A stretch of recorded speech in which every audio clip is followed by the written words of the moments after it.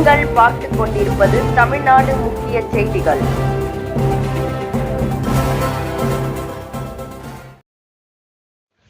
வணக்கம். உழவனுக்கு உதவும் மாடுகளுக்கு நன்றி செலுத்தும் விதமாக தீப ஆராதனை செய்து மாடுகளுக்கு குடும்பத்துடன் மாட்டின் உரிமையாளர்கள் மரியாதை செலுத்தினார்கள்.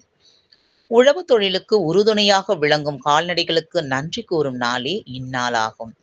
மேலும் மாட்டுப் பொங்கல் என்பது தைப்பொங்கல் நாளின் மறுநாள் தமிழர்களால் கொண்டாடப்பட்டு வருகின்றன. அன்றைய காலத்தில் கிராமங்களில் கால்நடைகள் இல்லாத வீடுகளே கிடையாது. உழவு தொழில் மட்டுமல்ல, விவசாயத்தில் மிகவும் கூடுதலான வளத்தை வகுத்துக் கொடுப்பது கால்நடை என்றால் மிகையல்ல.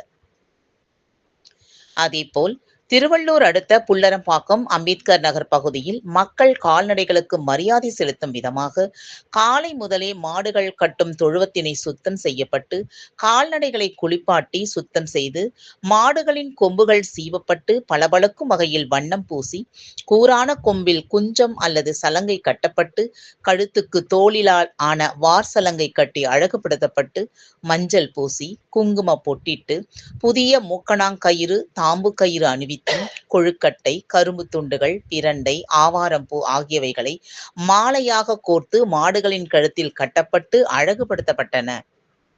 பின்னர் தாம்பலத்தட்டில் தேங்காய் பூ பழம் நாட்டு சர்க்கரை என எல்லாம் பூஜைக்காக எடுத்து வைக்கப்பட்டு தொழுவத்திலேயே பொங்கலோ பொங்கல் மாட்டு பொங்கல் என குடும்பத்தில் உள்ள சிறியோர் முதல் பெரியோர் வரை குலவை சத்தமிட்டு மாடுகளுக்கு கற்பூர தீப ஆராதனை காட்டப்பட்டும் சாம்பிராணி புகையுடன் கால்நடைகளுக்கு மரியாதை செலுத்தப்பட்டன.